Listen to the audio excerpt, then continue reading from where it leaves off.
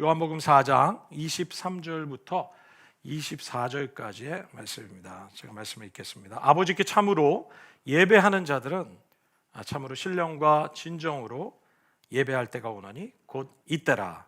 아버지께서는 이렇게 자기에게 예배하는 자들을 찾으시느니라. 하나님은 영이시니 예배하는 자가 신령과 진정으로 예배할지니라. 아멘. 맨 앞쪽에 슬라이드가 있습니다. 위로 가셔야 될 것 같아요. 반대로 가고 계신데. 네, 맞습니다. 네. 없습니까? 네. 마태복음 22장 우리 37절부터 39절까지의 말씀도 제가 좀 드리려고 하는데요.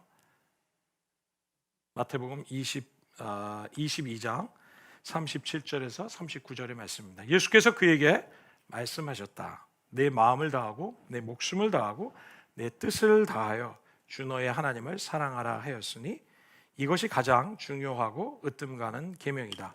둘째 계명도 이와 같은데 내 이웃을 내 몸과 같이 사랑하여라 한 것이다. 아멘. 아멘. 오늘 우리 함께 나누려고 하는 말씀의 시리즈 제목은 Worship in the Truth, 진리 안에서의 예배라는 제목으로 여러분들하고 말씀을 나누려고 합니다. 우리 두 주에 걸쳐서 함께 나누려고 하는데요. 진리 안에서의 예배, Worship in the Truth라는 제목입니다. 여러분, 예배에 대한 원어적인 의미를 우리가 살펴보면 사랑이라는 의미와 상통하는 것을 우리가 알게 됩니다. PPT를 못 찾으셨나요? 아마 중간에 있나 본데요. 네, 맞습니다. 네, 굿잡. 네, 땡큐. 다음 페이지 좀 넘겨주시면 좋겠습니다. 네, 또 다음 페이지요. 네, 감사합니다. 네. 예배에 대한 원어적인 우리 성경적인 의미를 이렇게 찾아보면 이게 사랑이라는 의미가 굉장히 통합니다. 여러분, 예배라는 단어가 구약에서는 어떤 단어를 주로 사용하고 있냐면 샤하, 아바드 이런 단어를 사용하고 있습니다. 여러분, 이것이 히브리어인데요. 근데 이 뜻은 굉장히 경외하다, 복종하다 이런 의미를 가지고 있습니다. 상당히 하나님의 절대성, 우리와 하나님과 정말 비교할 수가 없는, 우리는 하나님 앞에 너무나 비교할 수 없는 자들이 아닙니까? 오늘도 우리 헌금 시간에 불렀던 찬양을 보면 주님을 경외함 앞에, 그 하나님 앞에 우리가 서 있습니다. 정말 아름다우신 그 주님을 바라면서 우리가 경외하고 복종하는 그런 예배를 하나님께서 우리가 드리기를 원하시는 거죠. 그런데 신약 성경에 와서는 헬라어 단어로 프로스쿠네오라는 단어를 사용하고 있는데요. 이 프로스쿠네오라는 단어는 어떤 의미를 가지고 있냐면 키스하다, to kiss towards, 하나님을 향해서 키스하다 이런 의미를 가지고 있습니다. 그래서 이 예배라는 단어가 이렇게 두려운 존재 앞에 엎드리고 위대한 존재 앞에 엎드리는 것으로 끝나는 것이 아니라 신약의 개념에서는 그런 존재 앞에 우리가 사랑을 드리고 하나님께 사랑의 고백을 드리는 그런 친밀함의 의미를 가지고 있는 것이 바로 예배입니다. 여러분, 하나님은 정말로 우리가 두려워해야 할 분이죠. 그리고 우리가 정말 경외해야 할 하나님이십니다. 우리의 영적인 아버지라고 우리에게 말씀하십니다. 그런데 그런 위대하신 하나님이 정말 우리와의 관계에 있어서 하나님은 굉장히 친밀한 관계를 맺기를 원하신다는 것이죠. 우리와의 관계에 있어서 아버지와의 관계를 맺으시기를 원할 뿐만 아니라 또 영원한 사랑으로 사랑하는 관계를 바로 우리의 예배를 통해서 가지기를 원하신다는 것입니다. 우리 현희 형제님 조금 메인 볼륨을 좀 켜주시겠어요? 좀 높여주시겠습니까? 네. 그래서 예배는 우리가 이 원어적인 성경의 언어를 이렇게 공부하다 보면 예배는 하나님을 사랑하는 것이라는 것을 우리가 깨닫게 됩니다. 예배는 하나님을 사랑하는 것에 대한 의미를 우리에게 표현해 주고 있습니다. 그렇기 때문에 우리가 하나님과 이 사랑하는 관계를 갖는 데 있어서 바로 이 예배를 통해서 우리가 하나님과 사랑하는 관계를 맺도록 하나님께서 그렇게 우리와 관계를 맺으시기를 원하십니다. 여러분, 마태복음 22장 37절부터 39절까지의 말씀은 여러분 우리가 주님을 사랑하되 우리 온 마음을 다해 사랑하고 온 힘을 다해서 그리고 온 뜻을 다해서 그리고 생명을 다해서 주님을 사랑하라고 말씀하십니다. 여러분, 예수님의 이 말씀을 예수님께서 하신 말씀이죠. 예수님께서 제자들에게 하신 이 말씀을 우리가 보면서 저는 예배에 대해서 우리에게 아주 중요한 진리 안에서 드리는 예배, 이 말씀 안에서 드리는, 말씀이 말하고 있는 이 예배에 대해서 다 네 가지를 오늘 함께 나누려고 합니다. 첫 번째는 예배는 마음을 지키는 것이라는 거야. Worship is about keeping our mind, our heart. 여러분, 예배는 우리의 마음을 지키는 것이라고 얘기합니다. 여러분, 우리가 우리의 마음을 다해서 사랑하는 말이 우리가 어떤 의미입니까? 저도 그랬지만 누구든지 우리가 어느 누구와 사랑의 관계에 빠지게 된다면 여러분, 우리의 마음을 온통 빼앗기게 되는 것이죠. 여러분, 이런 경험들이 우리에게 많은 분들 가운데 있었을 것입니다. 여러분, 우리가 누군가의 사랑에 빠지면 자꾸 생각하게 되고 그 사람을 마음에 품게 되고 또 그에게 우리의 모든 마음을 이렇게 주게 돼 있는 것이죠. 그런데 우리가 누군가를 사랑한다고 하면서 우리 마음에 다른 사람을 둔다면 여러분, 그것은 진정으로 사랑한다고 말할 수 없을 것입니다. 여러분, 성경에서 얘기하고 있는 이 진정한 사랑은 어떤 사랑을 우리에게 말씀하시냐면 배타적인 사랑을 말씀하고 있습니다. 그것은 바로 우리가 하나님을 사랑하되 하나님만 사랑하고 다른 것과 동시에 사랑하는 것을 금하고 계시다는 것이죠. 여러분, 진정한 사랑은 바로 배타적인 관계, 바로 둘만의 관계, 둘만의 서로를 향한 헌신된 관계를 우리에게 말씀해 주고 계시죠. 여러분, 예수님을 믿던 믿지 않던 간에 여러분, 우리의 관계 속에 부부 관계든 연애 관계든 간에 여러분, 이 배타적인 사랑이 되지 않을 때 여러분, 이것을 일컬어서 우리는 불륜이라고 얘기합니다. 그죠? 왜냐하면 여러분, 진정한 사랑은 헌신을 의미하는 거고, 진정한 사람은 둘만의 정말 헌신된, 서로만에게 헌신된 둘만의 관계, 다른 사람이 그 안에 끼지 않는 관계를 우리에게 말씀해 주시는 것이죠. 여러분, 그래서 이 진정한 사랑이라는 것은 바로 배타성이 요구됩니다. 여러분, 이와 마찬가지로 하나님과 우리와의 모든 관계에서도 성경은 그 배타적인 사랑을 우리에게 말씀하고 계시는 것이죠. 요한일서 2장 15절의 말씀을 우리가 한 목소리로 좀 읽어볼까요? 같이 한 목소리로 읽어보겠습니다. 시작.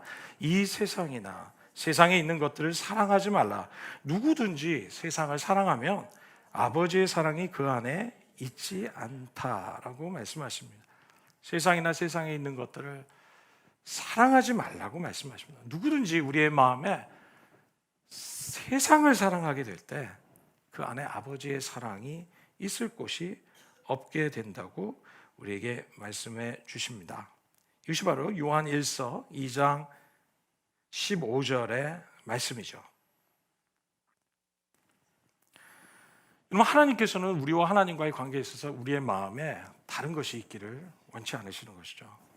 마치 우리가 피자 한 조각이면 그 피자가 보통 한 10조각으로 놓여져 있다면, 잘라져 있다면 여러분, 우리 마음 가운데 하나님의 조각은 한두 조각이 아니라 그것은 우리가 이 모든 전체 피자 한 판의 속에 정말 하나님이 담기기를 정말 주님께서는 우리에게 원하시는 것이죠.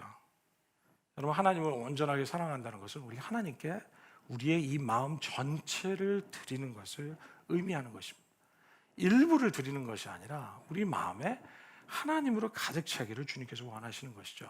그래서 누가복음 66장 13절에도 우리에게 분명하게 말씀하시기를 한 종이 두 주인을 섬기지 못할 것이라고 말씀하십니다. 그가 한쪽을 미워하고 다른 한쪽을 사랑하거나 한쪽을 떠받들고 다른 쪽을 업심여길 것이라고 말씀하십니다. 너희가 재물과 하나님을 겸하여 섬길 수 없다는 것입니다. 우리가 하나님을 섬기되 다른 것과 겸하여 섬길 수 없는 것이 바로 하나님과의 관계. 하나님과의 관계가 온전한 사랑의 관계가 되기 위해서는 다른 것이 우리 마음속에 들어오기를 원치 않으신다는 것을 우리에게 분명하게 말씀하고 계십니다. 여러분, 마음을 다해 사랑한다는 것은 다시 얘기하면 하나님을 향해 우리의 마음에 완전한 헌신, 온전한 헌신을 우리에게 강조하고 계시다는 것이죠.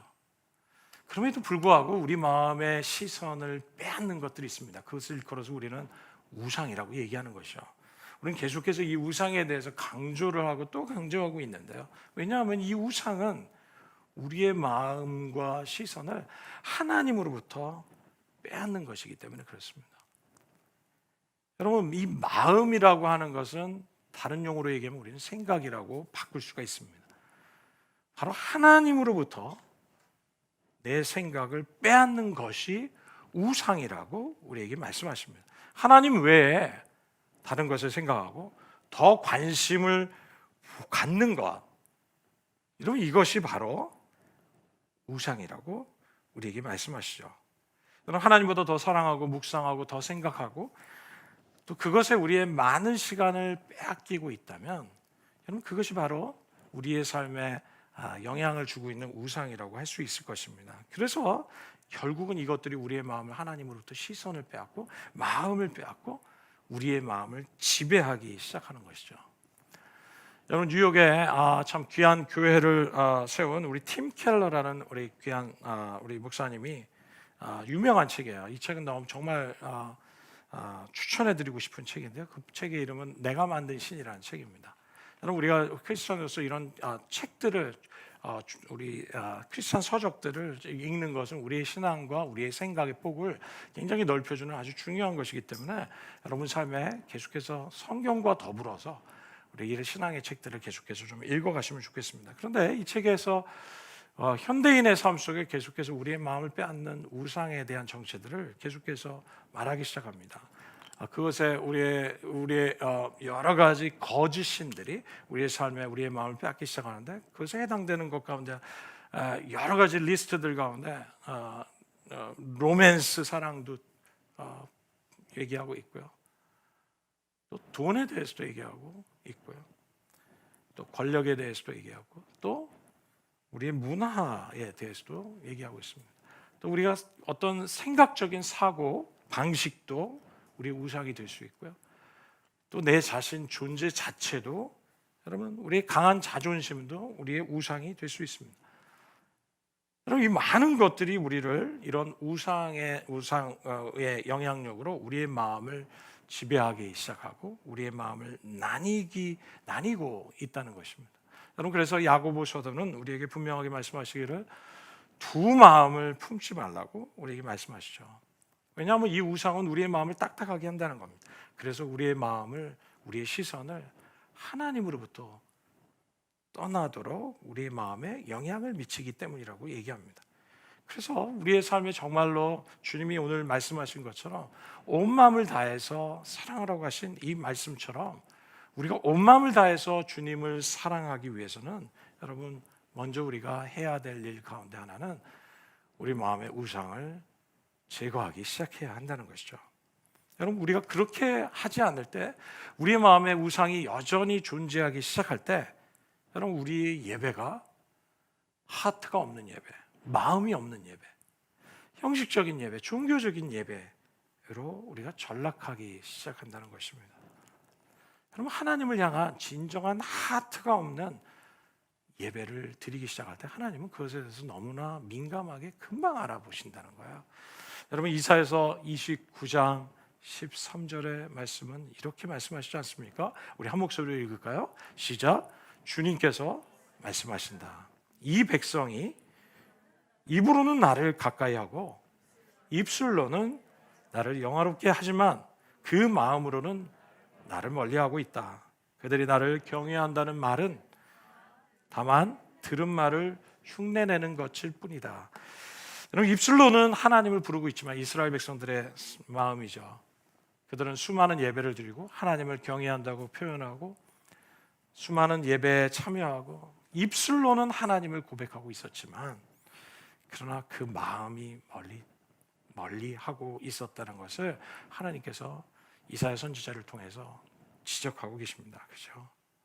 하나님은 우리가 마음이 떠났을 때 하나님으로부터 마음 없는 예배를 드릴 때 하나님은 금방 그것을 알아채시는 분이시라고 우리에게 말씀하십니다. 그런 예배를 진짜가 아니다라고 주님 말씀하시죠. 우리의 예배가 계속해서 진정한 예배가 되기를 주님 원하시기 때문에 계속해서 하나님의 종을 통해서 분별하게 하시는 것이죠.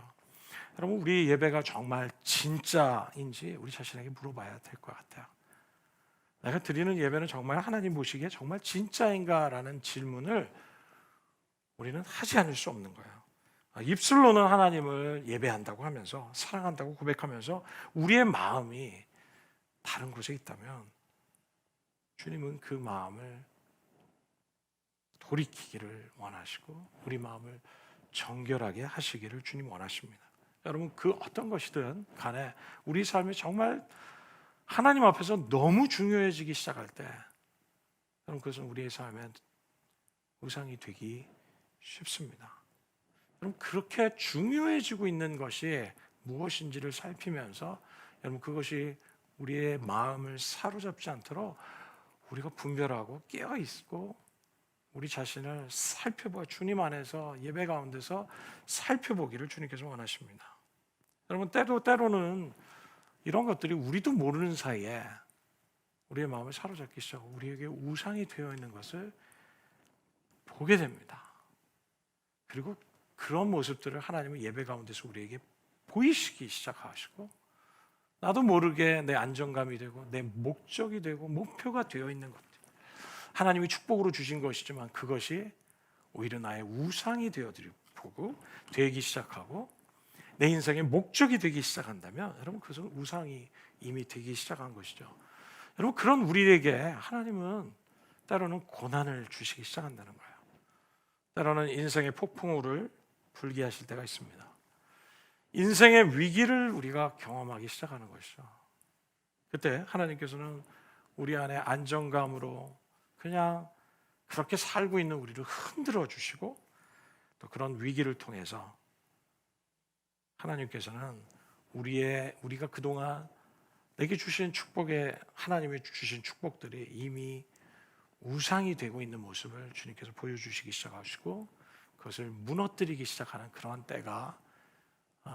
때를 우리에게 주실 때가 있습니다. 여러분, 이것은 바로 은혜, 오히려 하나님의 축복이 또 은혜의 때라고 생각하고 하나님이 우리를 사랑하시기 때문에 주시는, 우리를 흔드시는 여러분, 그런 정말 하나님의 사랑의 사인이고 사랑의 신호인 것을 우리가 깨닫고 하나님 앞에서 다시 우리 자신을 주님 안에서 살펴보는 시간들이 되어야 될 것입니다.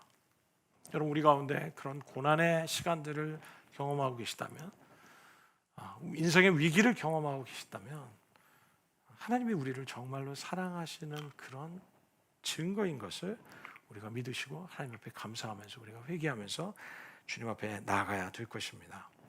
여러분, 우리 이 시간에 하나님은 우리에게 다시 한번 말씀하십니다. 우리의 마음을 다해 주님을 사랑하라. 예배는 마음을 지키는 것이라고 우리에게 분명하게 말씀하십니다. 예배는 마음을 지키는 것이다. 여러분, 우리의 삶 속에 이 마음을 빼앗기고 있는 것이 무엇인지 오늘 이 예배를 통해서 우리가 기도하면서 하나님 앞에 질문하면 좋겠습니다. 그리고 주님께서 내게 보여주시고 새롭게 되는 시간이 됐으면 좋겠습니다. 여러분, 잠언서 4장 23절의 말씀은 우리에게 이렇게 말씀하시지 않습니까? 우리 같이 한 목소리 읽을까요? 시작. 그 무엇보다도 너는 내 마음을 지켜라. 그 마음이 생명의 근원이기 때문이다. 무엇보다도 너는 내 마음을 지키라고 말씀하십니다. 하나님, 우리가 마음을 지키기 원하십니다. 왜냐하면 그 마음이 생명의 근원이기 때문에. 주님이 이 생명의 근원인 마음의 주인이 되시지 않을 때 우리는 우리의 삶에 생명력 있게 살아갈 수 없고, 여러분, 사단이 우리의 마음과 생각을 사로잡기 시작할 때 여러분, 우리는 온전한 예배자로 설 수 없기 때문에 주님은 우리에게 마음을 지켜야 한다. 여러분, 예배는 마음을 지키는 것입니다. 두 번째로 오늘 이 말씀을 통해서 마태복음 22장에 있는 말씀을 통해서 우리에게 말씀하시는 예배에 대한 것은 예배는 결단하는 것이라는 거예요. 예배는 결단하는 것입니다. 예배는 어떠한 상황에서도 하나님께 찬양하고 예배하겠다는 여러분 이런 마음의 결단과 결정이 바로 예배입니다. 그래서 worship is about making decision이라고 우리가 표현할 수 있을 것입니다. 여러분, 우리의 삶의 상황이 때로는 예배하기 어려운 상황이 있을 수 있어요. 그죠? 어떤 때는 아침에 예배에 왔지만 여러분, 예배하고 싶지 않은 마음이 우리를 사로잡을 때가 참 많이 있는 경우도 있습니다. 때로는 너무나 많은 염려 그리고 내 삶의 많은 문제들이 우리를 짓누르기 시작할 때, 그러나 우리는 그럴 때 예배는 감정에 의한 것이 아니라 예배는 우리가 결단에 의해 드리는 것이 바로 예배라는 사실을 우리가 기억해야 될 것입니다.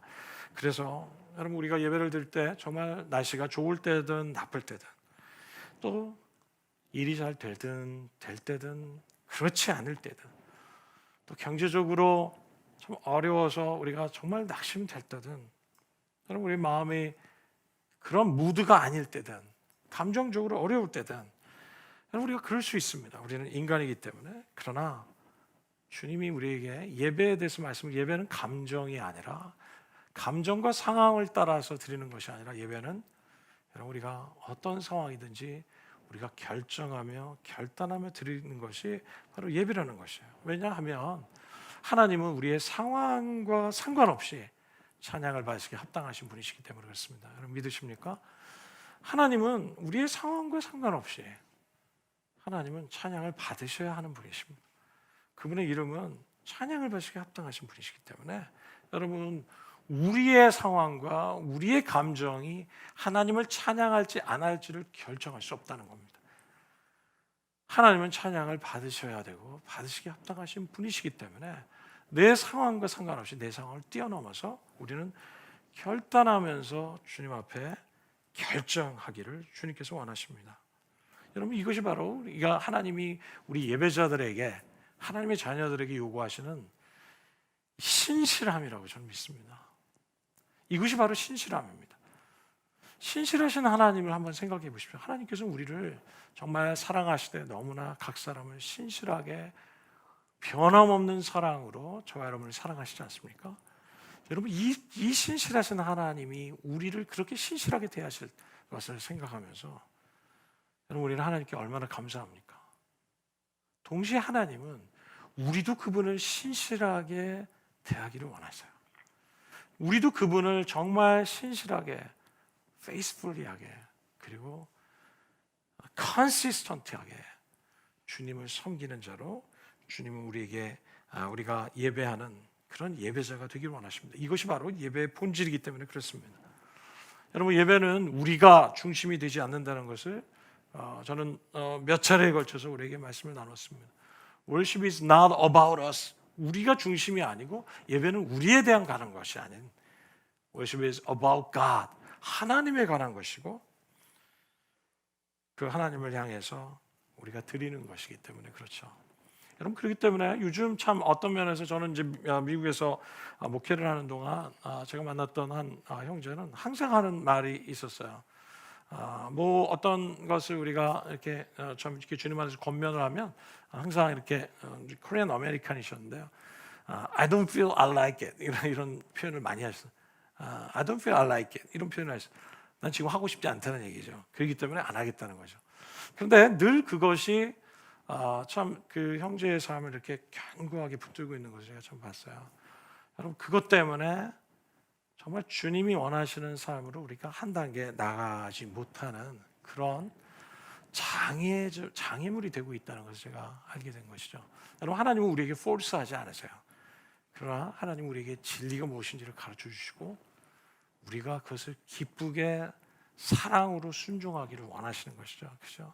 그래서 때로는 하나님이 우리가 이해되지 않는 것을 요구하실 때도 있는 것을 우리가 정말 기억해야 될 것 같아요. 아브라함이 그러지 않았습니까? 내가 이해되지 않았지만 아브라함이 순종한 그 순종 때문에 하나님은 그 아브라함의 순종을 얼마나 귀하게 여기시고 이것이 바로 예배였다고 하나님은 아브라함의 예배를 그렇게 인정하셨던 것처럼 여러분, 우리의 예배가 예배할 수 없는 상황에서 그렇지만 하나님을 예배하기 원하시는 그분 앞에, 예배를 받으시기에 합당하신 그분 앞에 우리가 결정하며 결단하며 예배할 때 여러분, 이것이 너무나 귀한 하나님 앞에 하나님이 받으시는 예배가 될 것입니다. 여러분, 시편 9편 1편의 말씀을 우리 한 목소리 읽을까요? 시작. 내가 전심으로 여호와께 감사하며, 내가 전심으로 여호와께 감사하며.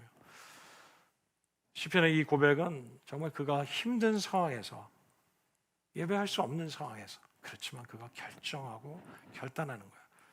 전심으로 with all my heart 내가 주님을 예배하겠다는 그런 결정이 있었죠. 여러분 사도행전에 여러분 우리가 지난번에도 나누었듯이 사도행전 25장에 보면 바울과 실라 얘기가 나올 때 그들은 감옥에 갇혀서 복음을 전하는 것 때문에 수없이 매를 맞고 그들은 감옥에 갇혔죠. 너무나 지쳐 있었고 너무나 육체적인 고난을 경험했지만 그들은 그곳에서 한 것은 그들은 하나님을 찬양하기로 결단했던 것을 우리가 기억합니다. 그리고 그들이 찬양할 수 없는 그런 상황에서 찬양하기 시작할 때 하나님은 땅을 흔드셨고 그리고 그들을 감옥에서 자유케 하신 놀라운 기적을 베푸셨던 사건이 찬양할 수 없는 가운데서도 결단하며 찬양했을 때 나타난 하나님의 놀라운 역사요 기적이었던 것을 우리에게 보여주시는 것입니다. 여러분 지금 어떤 상황일지 우리 각자의 상황에 우리가 찬양하기 나의 찬양을 주저하게 만들고 나로 하여금 소리를 내지 못하게 하고 나로 하여금 노래를 하지 못하게 하는 상황이 어떤 상황이 있습니까? 그러나 우리가 결단할 때, 결정할 때, 그리고 하나님을 찬양하기 시작할 때 하나님 우리에게 기적을 보여주실 것입니다. 하나님은 역사하기 시작하시고 하나님 나라의 권능을 우리에게 보여주시기 시작할 겁니다. 우리가 그렇게 입술을 열기 시작할 때 우리의 마음이 변하기 시작하고 우리 마음 가운데 성령이 임하시기 시작하고 우리의 입술을 열어서 하나님을 더 크게 찬양하게 되는 놀라운 은혜를 우리에게 주실 것입니다. 이 코로나 상황이 우리에게 참 힘든 상황이 계속되고 있습니다. 여러분 이런 상황 속에서 예배하기가 우리의 예배를 계속해서 뒤처지게 하고 여러분 영적으로 여러분 침울한 가운데 있게 하고 우리의 예배를 약화시킬 수 있는 정말 너무나 그런 환경이 지금 우리가 처해 있는 상황입니다. 여러분 이럴 때일수록 우리가 믿음의 결단의 영적인 싸움을 믿음의 싸움을 해나가야 합니다. 상황이 여러분들을 몰고 가지 않도록 하십시오. 상황 따라 상황에 여러분을 맡겨서 그 상황이 우리의 예배를 스톱하지 못하도록 하십시오. 여러분 다니엘서 1장 8절에 보면 다니엘서는 바벨로니아 왕국의 포로로 잡혀간 그런 유학생이지 않았습니까? 그런 가운데 정말 출세의 길이 열려진 절호의 찬스에 있음에도 불구하고 그는 하나님 앞에 마음을 정합니다. 다니엘서 1장 8절의 말씀을 제가 읽어볼까요? 다니엘은 왕이 내린 음식과 포도주로 자기를 더럽히지 않겠다고 마음을 먹고 환관장에게 자기를 더럽히지 않을 수 있도록 해달라고 간청했다 얘기합니다. 여기 보면 자기를 더럽히지 않겠다고 마음을 먹었다고 얘기합니다. 여러분 개역성경의 번역이 우리에게 더 와닿는데요. 그 번역은 이렇게 표현되어 있죠. 다니엘이 뜻을 정하여 자기를 더럽히지 않겠다고 뜻을 정했다고 얘기합니다. 여러분 이것이 마음의 결단인 것이에요. 이것이 결정입니다. 나는 상황 따라 믿음의 생활을 하지 않겠다고 결단하는 거, 이것이 우리에게 주님이 요구하시는 2세대의 순교적인 신앙이라고 저는 믿습니다. 여러분 순교의 신앙은 그냥 누가 칼을 목을 두루두고 하나님을 믿지 못하도록 위협하는 상황도 순교의 상황이겠죠. 그러나 여러분 우리의 신앙의 본질 자체가 순교적인 본질을 포함하고 있어요. 우리의 믿음은 안정된 믿음만 가질 수 없어요. 우리의 믿음에는 여러분 위험적인 요소를 내포하고 있어요. 이게 믿음의 본질입니다. 여러분 그 예배 때문에 그 예배를 포기하지 않는 마음 때문에 수많은 믿음의 선조들이 자기의 목숨을 포기하는 일까지 자기의 목숨을 내버리는 여러분 그런 믿음의 결단을 했던 모습을 성경은 우리에게 증언하고 있지 않습니까? 여러분 우리는 너무나 쉽게 모든 것을 포기하는 신앙이 우리 속에 있어요. 너무나 많은 합당한 이유를 생각하면서 우리는 하나님 앞에 나가는 걸 뒤로 물러서고 상황에 맡기고 상황 따라가고 상황 따라 우리의 믿음을 선택하는 태도가 우리 속에 얼마나 많습니까? 여러분, 우리의 믿음의 본질을 회복하기를 주님이 원하신다고 믿습니다. 순교적인 그 본질적인 주님, 내가 어떤 일이 있어도 이 일은 포기하지 않겠습니다. 내가 이렇게 어려움이 있어도 저는 주님을 예배하는 데서 뒤로 물러서지 않을 것입니다. 제가 사람들에게 오해를 받는 일이 있어도 주님을 섬기는 일을 절대로 물러나지 않겠습니다. 내가 몸이 아파도 연약해도 우리에게 쉼을 주시는 주님, 그러나 내 본질은 주님을 향해서 조금 더 한 발짝도 물러서지 않겠습니다 하는 그런 순교적인 예배의 정신이 우리 속에 회복되기를 주님 원하십니다. 예배는 결단에 관한 것입니다. 세 번째, 우리에게 이 말씀을 통해서 마태복음 22장의 말씀을 통해서 우리에게 말씀하시는 것은 예배는 우선권에 관한 것이라는 거예요. Worship is about priority. 우선권에 관한 말씀이라는 거죠. 여러분, 우선순위는 우리가 사랑하는 사람과의 관계에서는 항상 우선권을 두는 거죠. 저의 가장 우선권은 제 아내예요. 그리고 제 자녀예요. 물론 하나님 다음이라고 제가 늘 우리 아이들한테 얘기하죠. 그러나 여러분, 우리 연인과의 관계에서도 마찬가지죠. 여러분, 누군가를 여러분 사랑하면서 사귀고 있는데 여러분, 그 사람이 시간적인 면이나 모든 면에서 나에게 프라이어리티를 주고 있지 않는다면 저는 계속해서 사귀라고 권하고 싶지 않습니다. 왜냐하면 그 사람은 그를 사랑하지 않고 있다는 것을 의미하는 것이에요. 우리와 하나님과의 관계에 있어서 하나님께 프라이어리티를 두지 않는 삶, 여러분, 이것은 우리가 하나님을 향해 온전히 사랑하는 마음이라고 얘기할 수 없습니다. 우리의 예배, 우리의 사랑, 그 하나님은 우리에게 있어서, 우리 인생에 있어서 가장 프라이어리티가 되셔야 할 분이십니다. 여러분, 그분이 우리의 삶의 프라이어리티가 되지 않을 때 우리의 삶은 혼돈이 오기 시작합니다. 우리 삶은 질서가 깨지고요, 평안이 깨지고, 우리 삶에는 정말 하나님이 기뻐하시는 삶을 우리가 살아갈 수 없는 것을 보게 됩니다. 인간은 그렇게 만들어졌습니다. 인간은 그렇게 살도록 지어졌습니다. 하나님을 가장 프라이어리티를 두고 살도록 지음받은 것이 바로 인간입니다. 그래서 마태복음 6장 33절에 예수님께서 우리에게 얘기하지 않습니다. 먼저 그 나라와 그 의를 구하라. 우리의 시간에 있어서도, 우리의 재정에 있어서도,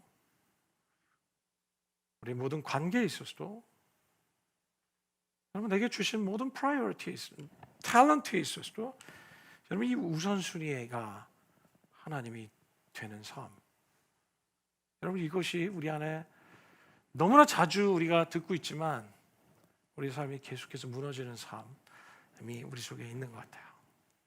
그때마다 하나님께서 우리에게 계속해서 이것을 다시 프라이어리티를 다시 재정돈하시는 일이 어디서 일어나냐면 우리 예배 속에서 일어나는 겁니다.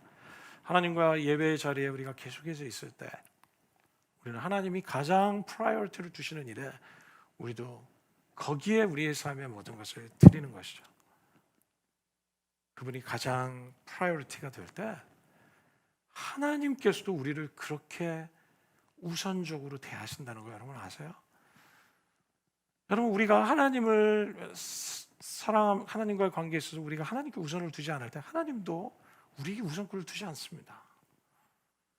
야고보서 말씀에 보면 하나님을 가까이 하라. 그리하면 너희를 가까이 하시라고 말씀하십니다. 하나님은 우리를 가까이 하시기 원하시지만 그분을 가까이 하는 사람에게 주님은 더 가까이 가시는 분이라고 우리에게 말씀하세요. 여러분, 하나님은 축복하시는 하나님이십니다. 우리 인생을 축복하기 원하세요. 하나님은 우리 인생을 축복도 하지 아니하시고 우리에게 벌도 내리시지 않는 그런 분이라고 성경은 얘기하고 있지 않습니다. 여러분, 그렇게 생각하는 사람을 향해서 스바냐서 1장은 그는 망령된 자라고 얘기합니다. 하나님은 우리에게 축복할 자에게 축복하시고 벌할 자에게 벌하시는 분이 바로 하나님이신 것이죠. 하나님은 우리를 축복하기 원하세요. 그런데 하나님은 우리의 삶을 온전히 다 맡기고 하나님께 우선을 두는 삶을 계속해서 추구하고 그것을 소망하며 살아가는 사람들을 주님은 축복하십니다. 여러분, 우리는 이런 축복을 받아야 될 것입니다. 우리가 이런 축복을 받게 될 때 우리는 하나님을 아는 지식이 가장 우리의 삶에 중요하시고 소중해지고 그분을 우리의 삶에서 누리는 놀라운 축복이 어느 누구보다 하나님을 더 잘 알게 되고 더 누리게 되고 그분으로부터 뭘 얻는 축복을 뛰어넘어서 하나님을 소유하고 하나님과 동행하는 그런 놀라운 축복을 우리가 경험하게 될 것이라는 것입니다. 이 코로나 상황에 여러분, 하나님께 우선권을 두는 삶의 훈련이 치열하게 우리 삶에서 있으면 좋겠습니다. 모든 것을 하나님보다 더 우선권하기 정말 그런 쉬운 그런 유혹이 있는 이때 여러분, 우리의 삶에 치열하게 이 우선권을 놓치지 않기 위해서 싸워가는 그런 영적인 싸움이 내 안에 싸우고자 하는 마음, 여러분, 이러한 치열한 싸움의 전투적인 열정이 우리 속에 회복되기를 주님의 이름으로 축원합니다. 진정한 예배는 바로 하나님을 최우선으로 두는 예배일 것입니다. 마지막으로 예배는 집중하는 것이라고 말할 수 있습니다. Worship is about focusing on God. 여러분, 우리가 누군가 연주를 할 때 그에게 참 집중하죠. 얼마나 집중합니까? 제가 한번 보스턴에서 보스턴 심포니가 연주하는 그 공연을 보면서 나중에 나올 때 제가 너무나 좋았던 경험과 동시에 얼마나 피곤했는지 모릅니다. 그 음악과 모든 화음과 여러분 그들의 움직임과 표현과 멜로디와 모든 것에 저도 함께 덩달아 포커싱하면서 함께 움직이고 함께 느끼고 함께 따라갔던 것을 보게 됩니다. 여러분, 여러분이 정말 존경하는 어떤 유명한 강사가 강의를 한다면 여러분, 우리가 정말 집중하지 않겠습니까? 정말 포커스해서 우리가 듣지 않겠습니까? 여러분, 그것과 마찬가지로 여러분, 우리가 하나님께 예배드릴 때 이 예배의 대상이신 하나님께 예배는 집중하는 것입니다. 여러분, 집중하지 않는 예배는 온전한 예배가 아니에요. 예배 드릴 때 자꾸 딴 생각하고 예배 드릴 때 자꾸 여러분 그냥 별 기대감 없이 긴장감 없이 하나님 앞에 드리는 것은 여러분 우리가 온전한 예배가 아닌 것이죠. 우리의 마음을 전심을 다해서 우리의 온 생각과 마음, 왜냐하면 하나님은 우리에게 얘기하시지 않습니까? 내 뜻을 다해서 with all our mind focusing해서 하나님께 집중해서, 왜냐하면 이 찬양이라는 자체가 그렇지 않습니까? 하나님이 누구신지에 대해서 말하는 거 아니에요? 그분에 관한 스토리가 아닙니까? It's about God. 그리고 그분이 누군지에 관한 이야기 아닙니까? 여러분, 이런 아름다우신 분을 향한 집중이 여러분 우리의 예배 속에 정말 이런 인격적인 관계 속에 우리 예배 속에 있기를 주님께서 원하십니다. 여러분, 우리 사랑하는 사람과의 대화 속에서도 우리가 집중하지 않을 때, 제가 제 아내랑 늘 얘기할 때 포커스하지 않을 때 제가 딴 생각하는 걸 어떻게 그렇게 잘하는지 모르겠어요. 근데 제가 늘 그 훈련을 많이 받는 것 같아요. 지적을 많이 당한. 딴 생각하고 있죠? 이렇게 한마디 하면 제가 체크합니다. 어떻게 알았지? 근데 요즘은 제가 카카오 페이스를 통해서 매일 아침 저녁으로 대화를 할 때 어떻게 그걸 또 그렇게 또 안 하는지 모르겠어요. 좀 신기해 죽겠어요. 우리가 사랑하는 이에게 정말 집중하는 것이 얼마나 그를 존경하고 그를 사랑한다는 표현인지를 우리에게 표현해 주듯이 하나님께 집중하고 하나님이 원하시는 삶에 집중하고 하나님의 말씀에 집중하고 하나님 그분 자신에게 집중하는 일이 우리 속에 회복되기를 주님이 원하십니다. 예배는 집중에 관한 것입니다.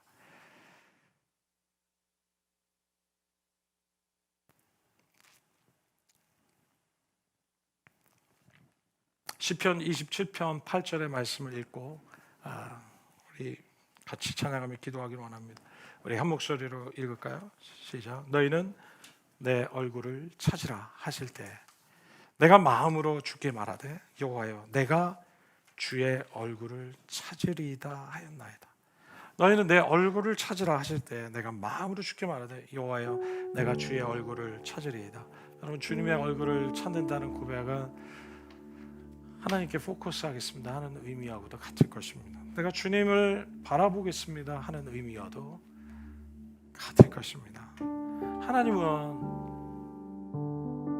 우리와 그분과의 관계 속에서 우리의 시선이 그분께 포커스하기를 원하십니다. 집중하고 그분께 시선을 떼지 않고 우리의 어떤 상황 가운데서도 그분을 바라보고 온 마음을 다해서요, 온 뜻을 다해서, 온 힘을 다해서 그분을 예배하고 그분을 사랑하는 그런 관계를 주님 우리에게 요구하십니다. 하나님은 우리에게 요구하시는 게 있어요. 하나님과의 관계에 있어서 하나님은 우리가 어떻게 그분을 예배해야 할지, 그분을 대해야 할지 하나님은 말씀을 통해서 우리에게 요구하고 계십니다. 그냥 우리 원하는 대로, 우리 느끼는 대로가 아닌, 오늘 주님의 얼굴을 찾으라고 주님 우리에게 말씀하십니다. 너희는 내 얼굴을 찾으라. 너희는 내 얼굴을 찾으라. 그때 주님께 말씀드리기를 여호와여 내가 주의 얼굴을 찾으리이다. 내가 주님의 얼굴을 찾으리이다 라고 시편 기자는 고백하고 있습니다. 이제 말씀을 맺으려고 합니다.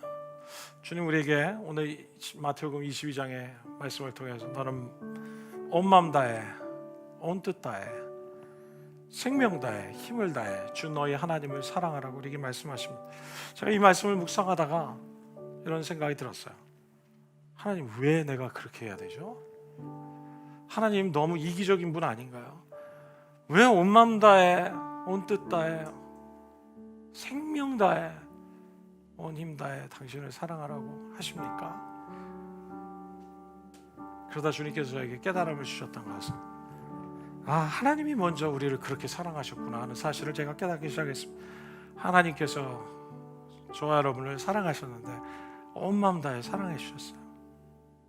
뜻을 다해 사랑하셨고 생명 다해서 사랑하셨고 온 힘을 다해서 사랑하는 그 사랑으로 저와 여러분을 향해서 사랑해 주시지 않았습니까? 그것이 바로 십자가에서 보여주신 사랑. 그는 그 십자가에서 온 마음 다해, 뜻을 다해, 생명까지 다해서 온 힘을 다해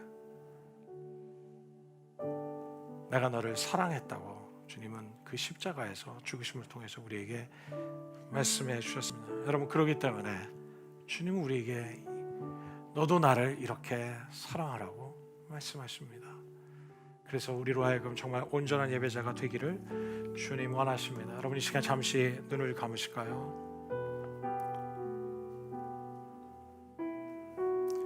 여러분, 오늘 주님께서 우리에게 하신 이 말씀을 기억하며 오늘 주님께서 여러분에게 말씀하시는 것은 무엇입니까?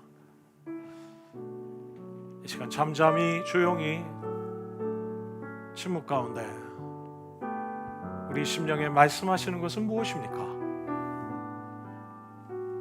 보여주시는 것은 무엇입니까? 여러분에게 돌이키라고 하시는 것은 무엇입니까? 여러분을 격려하시는 말씀은 무엇입니까? 오늘 이 시간에 잠시 조용히 주님의 음성을 귀를 기울이면 좋겠습니다. 예수께서 말씀하십니다.